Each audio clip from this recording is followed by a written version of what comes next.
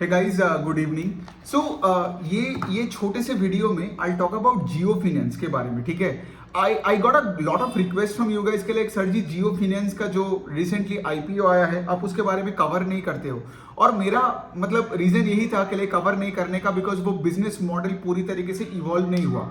But then फिर मुझे लगा कि लाइक नहीं, चलो मतलब जितना मैंने रिसर्च किया, जितना मुझे आता है बिजनेस के बारे में, वो तो मैं आपको स्ट्रक्चरली बता ही सकता हूँ. Although there are so many like question marks on the business model, because ये लोग नया नया करके अपने आप को रीइन्वेंट कर रहे हैं. राइट, रिसेंटली इनका डीमर्जर हुआ रिलायंस इंडस्ट्रीज से, है ना, वो तो चलो आपको पता ही है. लेकिन चलिए मैंने अपने कॉपी में नोट्स वगैरह भी लिख लिया है, तो धीरे धीरे करके देखते ही के लिए बिजनेस में अभी हो क्या रहा है और मैनेजमेंट सोच क्या रहा है. राइट, मतलब किस किस डिविजन्स को खोल रहा है, क्या क्या वो करने वाले हैं, कौन कौन से कस्टमर्स को टारगेट करने वाले हैं और बिजनेस का मॉडल कैसे बनने वाला है. ठीक है, तो सबसे पहला पॉइंट है, ये तो ऑफकोर्स सबको पता है कि ये कि रिलायंस इंडस्ट्रीज से जियो फिनेंस निकल के आया है, मतलब उसका डीमर्जर हुआ है और उसका स्टॉक का लिस्टिंग आई गेस कुछ ही महीने पहले हुआ. ठीक है, अब देखिए जियो फाइनेंस सर्विस लिमिटेड ये एक होल्डिंग कंपनी बनता है. ठीक है, उसके नीचे आपको 4 कैटेगरी का सब कंपनीज मिलेगा. ऐसे करके सोचो कि होल्डिंग कंपनी है, उसके नीचे 4 छोटी छोटी कंपनीज है. ठीक है, छोटी मैं बता रहा हूं बिकॉज सब कुछ नया नया चालू हुआ है. ठीक है, तो देखिए अब जब ये 4 सेगमेंट किया है तो they try to cover the entire thing in the Indian financial space. मतलब सोचिए आज अगर आपको एक वन स्टॉप शॉप सोल्यूशन चाहिए, ठीक है, for all your financial needs, फिर आपको क्या चाहिए, फिर आपको चाहिए लेट से कोई आपको पैसा उधारी पे दे, मतलब एक लेंडिंग बिजनेस होना चाहिए. फिर दूसरे साइड में आप इन्वेस्ट कर सकते हो कहीं पे सेविंग्स रेट में या कोई स्टॉक्स में या म्यूचुअल फंड में, मतलब आपको इन्वेस्टमेंट का भी ऑप्शन चाहिए. तीसरा आपको प्रोटेक्शन चाहिए, मतलब क्या आपका हेल्थ इंश्योरेंस हो या लाइफ इंश्योरेंस वो आपको चाहिए. फिर उसके साथ साथ आपको ये भी चाहिए कि लाइक आपको अगर वेल्थ बिल्डिंग करना है तो एसेट मैनेजमेंट भी चाहिए. ठीक है, और उसके साथ साथ आपको से फॉर एग्जांपल एक डिजिटल बैंक चाहिए. राइट, डिजिटल बैंक मतलब जहां पे लेट से आपका एक डिजिटल सेविंग्स अकाउंट होगा जहां पे आप डिपॉजिट कर सकते हो, तो वो भी आपको मिलेगा. राइट, एंड उसके साथ साथ अगर आपको पेमेंट्स का ऑप्शन चाहिए वो भी आपको मिलेगा. और मैं यहाँ पे जब आपके बारे में बात कर रहा हूं वो मैं रिटेल और एमएसएमई दोनों का बात कर रहा हूं. मतलब लेट से एक बंदा एक रिटेल कस्टमर और से फॉर एग्जांपल कोई शॉपकीपर. ठीक है, और अब सोच लो इंडिया में कितने करोड़ों मतलब इंडिविजुअल कस्टमर्स है और शॉपकीपर्स है. ठीक है, तो ये जो पूरा जियो बनाया गया है ये रिटेल और एमएसएमईज को कैप्चर करने के लिए उन्होंने बनाया ये चारों डिविजन्स. ठीक है, तो ये चारों डिविजन्स किसके अंदर आता है, आपका रिलायंस का सबसे मतलब रिलायंस से निकला हुआ जियो फाइनेंशियल सर्विसेज, और जिसको हम इंग्लिश में बोलते हैं डीमर्जर. अब चलिए एक एक करके इन डिविजन्स के बारे में थोड़ा पढ़ते हैं. ठीक है, तो पहला है कि आपको शायद लगता होगा कि ये लाइट बहुत स्ट्रांग है, बिकॉज ये लाइट का ऐसा है आइदर ये बहुत स्ट्रांग है या फिर ये जलता ही नहीं है. ठीक है, सो एनी विच वे थोड़ा सह लीजिए. तो पहला पॉइंट ये है कि पहले चलो वो 4 जो पिलर्स है उसमें एक एक करके बात करते हैं. पहला जो पिलर है वो है कि उनका एनबीएफसी. ठीक है, सो उनका जो एनबीएफसी है, अब एनबीएफसी का मतलब क्या, ये है उनका लेंडिंग वाला आर्म. ठीक है, जैसे आपने देखा होगा बजाज ग्रुप का लेंडिंग वाला आर्म क्या है, बजाज फाइनेंस. करेक्ट, तो जियो का लेंडिंग वाला आर्म क्या बनेगा आपका, ये जो एनबीएफसी. ठीक है, अब देखिए ये जो एनबीएफसी है ये किस तरीके का लोन देने का कोशिश कर रहे हैं, home loan against property and loan against mutual funds. ठीक है, तो इन तीनों कैटेगरी में अब तो इनका मैनेजमेंट अभी है फोकस्ड. ठीक है, दूसरे साइड में क्या है, दूसरे साइड में ये जो एनबीएफसी है ये क्या कर रहे हैं, ये एनबीएफसी को पूरा स्केल कर रहा है. ठीक है, अब सोचिए एक बात, आपने देखा होगा कि जितना भी आपने फाइनेंशियल्स पढ़े होंगे लाइक कोई हाउसिंग फाइनेंस कंपनी हो या ट्रेडिशनल एनबीएफसी हो, वो सिर्फ बात करता है कि वो अपना ट्रेडिशनल जो उनका जो टेक सिस्टम था वहां से माइग्रेट करके आ रहा है नया टेक सिस्टम में, एलओएस एलएमएस सेल्स फोर्स कोई इंप्लीमेंट कर रहा है, कोई ईआरपी इंप्लीमेंट किए जा रहे हैं. राइट, लेकिन ये काम तो जियो का मैनेजमेंट ने बोला कि हमको तो ये काम करना ही नहीं है, बिकॉज हमारा तो कोई था ही नहीं, बैकग्राउंड है ही नहीं ना.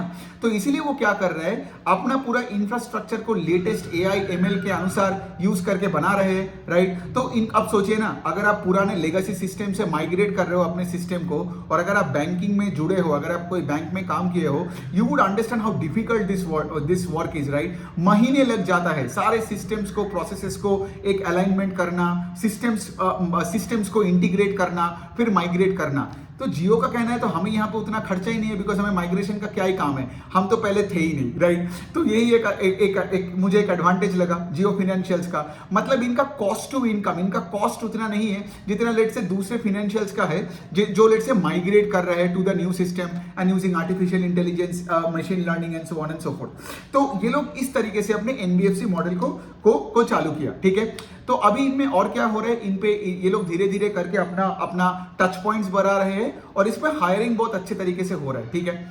तो ये हो गया पहला वाला पिलर। दूसरा वाला पिलर जो है उनका, वो है कि उनका जो पेमेंट्स बैंक। अब देखिए पेमेंट्स बैंक और बैंक में क्या डिफरेंस है। पेमेंट्स बैंक 100% डिजिटल होता है, वहां पे कस्टमर का डिपॉजिट्स लिए जाते हैं, राइट। और वो कस्टमर को आप देखोगे ये जो डिजिटल सेविंग्स अकाउंट का जो कार्ड है वो दे देते हैं। अब क्या हुआ, यहाँ पे कंपनी को, जियो को पिछले कुछ महीनों में बहुत तगड़ा रेट से ग्रोथ मिला है, क्योंकि बहुत लोगों ने, क्योंकि देखो ना, ऐप डाउनलोड कर लो और आपको वो डिजिटल आपको डेबिट कार्ड मिल जाएगा, सेविंग्स कार्ड मिल जाएगा। तो इससे क्या है, बहुत लोगों ने आके ये कार्ड्स के लिए सब अप्लाई किया, गॉट इट। और इसके साथ साथ क्या है, आप कस्टमर से लो कॉस्ट डिपॉजिट भी उठा सकते हो, राइट। सिंस आप लो कॉस्ट डिपॉजिट उठा सकते हो, मतलब क्या, मतलब इसको आप लेंड भी कर सकते हो। The point I am actually trying to tell you here इसके लिए, ये जो दूसरा वाला सेगमेंट है which is the payment bank, right, ये भी बहुत कम खर्चे में चल रहा है ना, बिकॉज कस्टमर से आपको लो कॉस्ट डिपॉजिट भी मिल रहा है और कस्टमर को आप कार्ड्स वगैरह भी दे रहे हो, लेकिन सब डिजिटली, यहाँ पे कोई ब्रांच वगैरह उनका है नहीं। तीसरा जो चीज है उनका, वो है कि उनका है पेमेंट एग्रीगेटर। अब पेमेंट एग्रीगेटर जनरली है ये छोटे छोटे सारे बिजनेसमैन के लिए, छोटे छोटे दुकानदारों के लिए अक्रॉस द कंट्री। मतलब सोचिए ना, अगर आप लेट से एक दुकानदार हो और से आपके पास सारे पेमेंट ऑप्शंस नहीं है, लेट से आपके पास कोई क्यूआर कोड नहीं है, आपके पास कोई पीओएस का मशीन नहीं है, राइट। तो क्या होगा, कस्टमर आएगा और लेट से उसके पास कैश नहीं है, उसके पास लेट से वो जीपे से पे करने का कोशिश करेगा, लेकिन आपके पास तो यूपीआई ऑप्शन ही नहीं है। तो जियो क्या कर रहे हैं, वो पेमेंट एग्रीगेटर बनने का कोशिश कर रहे हैं। मतलब एक साइड, अब सोचो वो क्या करने का कोशिश कर रहे हैं। पेमेंट एग्रीगेटर का मतलब ये है, एक तरफ इंडिया में सारे बड़े छोटे एमएसएमई बिजनेसेस होगा, राइट, और दूसरे साइड में सारे बैंक्स होगा। इनका काम ही है दोनों को जोड़ना, गॉट इट, और बीच में से कमीशन खाना, है ना, वही तो काम है इनका। So basically if you are a payment aggregator, तो एक तो जियो क्या कर रहे हैं, बैंक्स के साथ अपना रिश्ता को बहुत बेटर कर रहे हैं, और दूसरे साइड में यहाँ पे छोटे छोटे दुकानों में जाके, जैसे इन्होंने क्या कर रहे हैं, जियो बॉक्स भी बना लिया। मतलब अगर आप पेमेंट करते हो तो आपने देखा होगा, राइट, कि पेटीएम का एक बॉक्स बोलता है ना, वो भी अमिताभ बच्चन के वॉइस में कि 36 रुपए ऐड हो गया ठीक है, तो ये उस तरीके का है, ठीक है, 36 रुपए ऐड हो गया, धन्यवाद देवी और सज्जनों, ठीक है। तो यहाँ पे भी जियो ने भी एक पूरा एक वॉइस बॉक्स बनाया है, और ये वॉइस बॉक्स उन्होंने अभी सिर्फ मुंबई में चालू किया है, ठीक है। तो आप अगर मुंबई के बाहर हो तो आपको शायद ये बॉक्स अभी नहीं दिखे, तो मुंबई में ये इसको बोलते हैं कि पायलट प्रोजेक्ट, ठीक है। मुंबई में दुकानों में डाल के देख रहे हैं, अगर सही हुआ तो फिर चेन्नई, कलकत्ता, बेंगलोर सब जगह चले जाएंगे, गॉट इट। तो ये हो गया उनका पेमेंट सोल्यूशन का, ठीक है। तो इसके साथ और अब हम बात करेंगे जो फोर्थ वाला जो इनका डिवीजन है, वो है कि लाइक उनका प्रोटेक्शन वाला डिवीजन, मतलब इंश्योरेंस ब्रोकिंग का। अब सोचो, ये अपना खुद इंश्योरेंस प्रोडक्ट्स नहीं ला रहे, ये क्या कर रहे हैं, इंश्योरेंस ब्रोकिंग का पूरा प्लेटफॉर्म ही बना दिया। इंश्योरेंस ब्रोकिंग का प्लेटफॉर्म बनाने का मतलब क्या है, सेम लॉजिक है पेमेंट एग्रीगेटर की तरह ही, सारे इंश्योरेंस कंपनीज का प्रोडक्ट्स अपने प्लेटफॉर्म में लाओ। मतलब कोई भी टाइप का आप जनरल इंश्योरेंस सोच लो ना, fire insurance, property insurance, car insurance, सब करवाएगा। और सारे आई थिंक उनके साथ ऑलरेडी 29 कंपनीज का टाई अप हो चुका है, गॉट इट। तो बढ़िया बात है। तो यहाँ पे इंश्योरेंस के सारे एक पूरा एक दुकान बना के रखा है यहाँ पे, गॉट इट। सो बेसिकली क्या है, ये होता है इनका फोर्थ डिवीजन। अब हम बात करेंगे दो और डिवीजन का, ठीक है। दो जो जियो कर रहा है, एक तो कर रहा है जॉइंट वेंचर, और दूसरा, तो चलो एक एक करके बात करते हैं। पहले हम बात करते हैं जो ब्लैक रॉक के साथ ये लोग एक जॉइंट वेंचर कर रहे हैं। किस डिवीजन में, asset management, brokerage and wealth management. अब आप बोलोगे जॉइंट वेंचर क्यों करना है, आप अगर कोटक महिंद्रा बैंक को फॉलो किए हो, यू वुड सी के कोटक महिंद्रा बैंक आज तो चलो वो सब कुछ अकेला करता है, मतलब सब कुछ डिवीजन का 100% ओनरशिप कोटक बैंक का ही है। जैसे फॉर एग्जाम्पल इंस्टीट्यूशनल इक्विटी हो, या से फॉर एग्जाम्पल प्राइवेट इक्विटी हो, वीसी हो, या फिर से फॉर एग्जाम्पल आपका ये जो होता है ना, मतलब आपका इन्वेस्टमेंट बैंकिंग हो। लेकिन कोटक जब ये चालू किया था तब तो कोटक का एक्सपर्टीज नहीं था। तो कोटक ने क्या किया था, मैं ये इसलिए बता रहा हूं बिकॉज ब्लैक रॉक और जियो का कनेक्शन आपको समझ में आएगा, ठीक है। सो कोटक ने क्या किया था, गोल्डमैन सैक्स के साथ एक जेवी बनाया था, और गोल्डमैन सैक्स के साथ काम करके ये एक्सपर्टीज और स्किल सेट बनाया। फिर उसके बाद क्या हुआ, वो जेवी खत्म हो गया, गोल्डमैन सैक्स चला गया, और कोटक यहाँ पे पूरा रिस्पॉन्सिबिलिटी और पूरा यहाँ पे 100% शेयर होल्डर बन गया in the investment banking division. आज वही चीज जियो कर रहा है, ठीक है। तो यहाँ पे जो जो जियो कर रहा है, आप यहाँ पे ब्लैक रॉक के साथ कर रहे हैं, वहां पे गोल्डमैन था कोटक के साथ, यहाँ पे आपका ब्लैक रॉक है। तो ब्लैक रॉक के साथ कोटक मिल के क्या, सॉरी, ब्लैक रॉक के साथ जियो क्या कर रहा है, इनके साथ बैठ के सीख रहा है कि एसेट मैनेजमेंट का बिजनेस को कैसे बनाया जाता है, स्केल अप किए जाते हैं, फिर वेल्थ मैनेजमेंट, फिर उसके बाद सोचो आपका ये जो institutional equity brokerage, right, retail brokerage. The point I am actually trying to say इसके लिए, ये जेवी 50-50% का है, ठीक है। तो जब तक ये जियो को लगता है कि वो लोग सीखने के टाइम पे है, स्केल अप करने के जगह में है, वो रखेगा ब्लैक रॉक को, फिर एक दिन ब्लैक रॉक चला जाएगा और फिर जियो फाइनेंस पूरा एकदम ये जो जियो का जो एएमसी वाला डिवीजन है, इसका पूरा हैंडओवर ले लेगा। सो यही बनता है इनका 4 मेन डिवीजन और आता है आपका एएमसी। इसके साथ इनका एक और बिजनेस मॉडल है जो मुझे बहुत एक्साइटिंग लगता है, वो है उनका एक लीजिंग बिजनेस मॉडल है। मतलब क्या, सोचो फॉर एग्जांपल वो लोग क्या कर रहे हैं, एक ऐप बना रहे हैं, ठीक है। उस ऐप में क्या है, आई गेस बना रहे हैं, बना चुके हैं, वो मैं उतना क्लैरिटी के साथ नहीं बोल, जैसे मैं बताया, राइट, मेरे को इस बिजनेस मॉडल में उतना क्लैरिटी नहीं है बिकॉज रिसेंटली आईपीओ आया है and I need to track this company more and more to get more clarity out of it. But चलो, तो लीजिंग में मैं आपको कॉन्सेप्ट समझा देता हूं। तो उनका एक ऐप होगा, ठीक है। अब सोचो ना, आप जितना भी टेलीविजन हो, फिर आपका मोबाइल फोन हो, फिर आपका ये जो जियो का जो एयर फाइबर होता है, फिर आपका सोलर पैनल हो, फिर आप देखोगे इलेक्ट्रिक व्हीकल का जो बैटरीज हो, इन सबको लीज करेगा। Got it. तो लीज करने का मतलब क्या है कि कस्टमर को एक कम दामों में इनको एक अच्छा प्रोडक्ट मिल जाएगा, राइट। तो इनका ये लीजिंग बिजनेस का डिवीजन है। Got it. लीजिंग तो आपने देखा होगा कि लोग तो अपना घर भी लीज करवाता है। Got it. तो सेम बिजनेस मॉडल है, बट यहां पे लीज लैंड का नहीं होता है, लीज यहां पे हो रहा है इन सारे प्रोडक्ट्स का। Got it. तो लेट मी समराइज पूरा थिंग। तो क्या क्या चीज है उनका लेंडिंग डिवीजन है, एक एनबीएफसी, फिर उनका एक पेमेंट्स बैंक है, वो पूरा डिजिटल है इसीलिए तो पेमेंट्स बैंक है। फिर उनका एक पेमेंट एग्रीगेटर है, फिर उनका एक इंश्योरेंस डिस्ट्रीब्यूशन का डिवीजन है, फिर वो अपना जो जॉइंट वेंचर किया 50-50 joint venture with BlackRock on the wealth management and AMC business, and then उसके साथ साथ उनका एक लीजिंग मॉडल भी है, ठीक है। तो यही बनता है पूरा जियो फाइनेंस का आज तक का प्लान। अब मैनेजमेंट का क्या कहना है, अब ये ध्यान से सुनिए। मैनेजमेंट का कहना है कि यहां पे जब हम लेंड कर रहे हैं, राइट, तो of course they will lend based on the credit bureau data. यहां पे जैसे उनका, बाय द वे, उनका जो एनबीएफसी है ना, वो आगे जाके वो एनबीएफसी एक इन्वेस्टमेंट कंपनी बन जाएगा। Got it. It won't be just like an NBFC. पहला पॉइंट वो है। दूसरा चीज ये है कि जियो का मैनेजमेंट ने क्लियरली यही बताया कि देखो, हमारे पास ब्रांड है, हमारे पास कैपिटल है। जियो के पास तो कितना सारा रिलायंस का शेयर्स भी है ना, आई डोंट नो कितना सारा है, लेकिन इनका बुक वैल्यू बहुत हाई है and it is because of the Reliance का शेयर्स दैट दे ओन। तो अगर रिलायंस का स्टॉक बढ़ता है तो जियो फाइनेंशियल्स का भी बेनिफिट है। लेकिन ऑफ कोर्स आप तो इस एंगल से तो बिजनेस करने नहीं आया ना, मतलब ये क्या बात हो गया कि मैं तो अपना पेरेंट का स्टॉक लेके बैठा हूं, राइट। लेकिन अब नया चालू हुआ है ना, तो कैपिटल तो चाहिए होगा। लेकिन आपको पता है, लाइक रिलायंस है, तो रिलायंस का, अगर रिलायंस से निकला हुआ कोई चीज है तो उसको कैपिटल का प्रॉब्लम नहीं होगा, और ऑफ कोर्स रिलायंस है तो ब्रांड का प्रॉब्लम नहीं होगा। और अगर आपका ब्रांड और रेपुटेशन अच्छा है तो ऑफ कोर्स आपको पैसा उठाने में भी उतना डिफिकल्टी नहीं होगा, है ना। सो इसीलिए उनका जो पेमेंट्स बैंक है वो भी कितने सही से डिपॉजिट वगैरह उठा रहे हैं। तो ये बात तो हो गया। दूसरे साइड ऑफ कोर्स जैसे मैंने बताया कि इनका जो इकोसिस्टम है वो तो कतई बड़ा है, राइट। आपको रिलायंस के बारे में और क्या ही जानना है, मतलब आप अगर जियो का टेलीकॉम देख लो, फिर आप रिलायंस का रिटेल देख लो, राइट, ऑयल एंड पेट्रोलियम में देख लो। The point I am trying to say, इसके लिए इनका इकोसिस्टम बहुत ही वाइड है, तो यहाँ पे क्रॉस सेल करवाना financial products won't be much of a problem, ठीक है। तो यही बनता है जियो का मोटा मोटी जो मैंने देखा, मतलब कंपनी को थोड़ा बहुत ट्रैक करके पिछले 1-2 क्वार्टर के, मतलब आफ्टर ऑफ कोर्स जब से इनका आईपीओ आया है। तो ये हो गया बात, ठीक है। अब हम बात करते हैं थोड़ा बहुत यहाँ पे कुछ चीजों का, जो मैंने इन्वेस्टर जब मेरे से बात करता है तो बहुत सारे बायसेस निकल के आते हैं। ये बात मत सोचो कि भाई मुकेश अंबानी है तो पैसा बन ही जाएगा, ये मेंटालिटी लेके मत आओ, बिकॉज ये भी एक बिजनेस है at the end of the day. कल अगर इसके एनपीए बढ़ेगा, इसका क्रेडिट क्वालिटी में प्रॉब्लम आएगा ना, तो इसका स्टॉक ये नहीं सोचेगा। देखो, स्टॉक मार्केट ना बहुत ही लॉजिकल चीज है, आपके दिमाग में ये सब चीजें, अंबानी है, अदानी है and all this kind of things, market वो नहीं देखेगा। अगर मार्केट देखते हैं ना कोई कंपनी का एसेट क्वालिटी खराब हो रहा है या डिसबर्सल का रेट घटते जा रहा है ना, वो स्टॉक का तो एकदम ऊपर से 50% नीचे भी कर सकता है।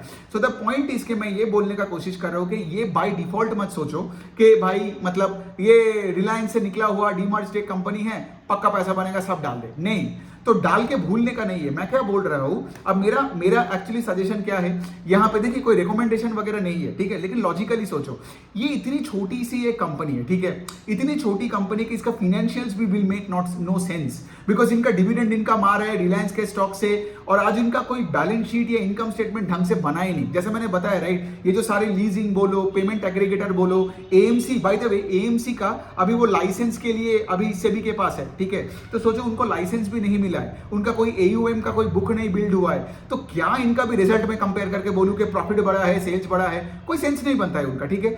लेकिन मैं ये एक चीज बोलने का कोशिश कर रहा हूं, स्कोप तो तगड़ा है राइट, तो इसीलिए अब क्या कर सकते हो, छोटा पोजीशन लो और ट्रैक करते रहो, करेक्ट, जितना मॉडल इंप्रूव होता जाएगा उतना आप डालते रहो ना, बिकॉज ऐसे businesses can actually grow for 20-25 years, क्योंकि इंडिया में आज भी मैं आपको एक डेटा बता देता हूं, 40-35-40% of the population is does not even get formal credit, got it, तो देश का आधा जनता को अभी भी ढंग से क्रेडिट नहीं मिलता है। और अगर आप जियो को देखोगे राइट, जियो का अक्रॉस द स्पेक्ट्रम, मतलब अर्बन बोलो, सेमी रूरल बोलो, रूरल बोलो, हर जगह में उनका प्रेजेंस है, तो this company can grow for decades right, I mean चलो डिकेड्स ना बोलो तो चलो मैं बोल सकता हूं फॉर इयर्स राइट। तो ओवर कॉन्फिडेंट होके अंबानी अदानी सोच के पैसा नहीं डालने का पूरा, दूसरे साइड में ये भी नहीं करने का कि चलो इसका तो इनकम स्टेटमेंट फालतू है, ऑफ कोर्स फालतू होगा, नया कंपनी है, एक कॉन्सेप्ट है ये, अभी भी मैं बोलूंगा Jio finance is just a concept, तो कॉन्सेप्ट बोल के खारिज मत कर दो। स्टेट बैंक के साथ इसका बैलेंस शीट को प्लीज मत कंपेयर करो, वो तो 40-50 साल पुरानी पापी है और ये नया नया चालू हुआ है राइट, एक साल भी नहीं हुआ उसका। So the point I am trying to say इसके लाइक आप कंपैरिजन भी गलत एंगल से ना करो, ठीक है, चांस दे सकते हो। चांस मतलब क्या, देखिए मैं आज जियो फाइनेंस का शेयर होल्डर नहीं हूं, ठीक है, लेकिन आगे जाके ना I might want to start my allocation 8% of my portfolio करूं and I would see how things grow, because अगर कंपनी अच्छा चलता गया ना तो वो मेरे पोर्टफोलियो का बड़ा चंक बनता जाएगा, क्योंकि मैं इंक्रीमेंटल कैपिटल भी डालता रहूंगा after every good quarterly result और मैनेजमेंट का कमेंट्री सुन के, और उसका स्टॉक भी मुझे रिटर्न देता रहेगा, गॉट इट। तो अगर जियो अच्छा रहा तो मैं चाहता हूं कि मैं अगले 5 साल तक मैं पैसा बनाऊं, लेकिन वैसा होता नहीं कि आज अपने पैसा डाला भूल गया और 5 साल बाद अपने पोर्टफोलियो को खोल के देखा कि भाई मुझे तो मतलब 100x बन गया और मैं दुबई में घर ले सकता हूं, ठीक है, तो वो लॉजिक पे मत रहो। और ये सब अदानी अंबानी ये सब बिहेवियरल थिंग्स है जो आप दिमाग में लेते हो, वो बायसेस लेके इन्वॉल्व होते हैं। स्टॉक मार्केट को कोई फर्क नहीं पड़ता है कि कौन चला रहा है, क्या चला रहा है, मार्केट है सिर्फ अर्निंग्स और सेल्स ग्रोथ का भूखा, सिंपल सी पॉइंट है और कुछ नहीं है। क्योंकि अगर सेल्स ग्रोथ हुआ, अगर बिजनेस से ठीक से शेप हुआ, एसेट क्वालिटी ढंग का रहा और ये लोग मार्केट शेयर कैप्चर कर पाया, ये जो एनबीएफसी वाला आर्म है, एएमसी वाला आर्म है, क्योंकि आज अगर ये पूरा इंडिया का जो डीमैट अकाउंट होल्डर्स में भी अपना मार्केट शेयर को कैप्चर करता रहा, मुझे तो ये डेटा में प्रोग्रेस चाहिए राइट, और उस प्रोग्रेस के अनुसार मैं डालता रहूंगा right, because at the end of the day मैं तो बिजनेस चला नहीं रहा हूं, यहां पे बैठ के एक एनुअल रिपोर्ट खोला और 2 पीपीटी खोला और मैं अपने आप को शक्तिमान तो सोच नहीं सकता हूं, है ना। So I have to grow old with the business, और ये सिर्फ जियो का नहीं, आप देखोगे मेरा ये इन्वेस्टमेंट फिलोसॉफी है विद एनी बिजनेस, ठीक है, स्पेशली अगर आप मिड एंड स्मॉल कैप में हो या लो मार्केट कैप वाली कंपनी में हो, आपको तो ये करना ही पड़ेगा। एनीवेज में यही तक है। जियो का रिजल्ट में डिस्कस नहीं कर रहा हूं because of obvious reasons, because result में इट डजंट मेक सेंस, ठीक है, क्योंकि नया चालू हुआ है, आगे जाके नंबर्स विल कीप शेप, ये जब जो डिविजन्स बनेगा राइट, और वो रिलायंस का स्टेक होल्ड करके रखा है, उसके बारे में बात करके क्या ही फायदा, है ना। तो यही हो गया। तो अगर आपने एंड तक वीडियो देखा और अच्छा लगा, सो बेसिकली मेरा एक लाइव वर्कशॉप आ रहा है on the entire financial space, ठीक है, लेंडिंग हो नॉन लेंडिंग हो। तो बेसिकली क्या हुआ, कल मैंने वो ट्विटर में बताया और आई गेस कुछ और अराउंड 250-260 सीट्स तो ऑलरेडी बढ़ गया।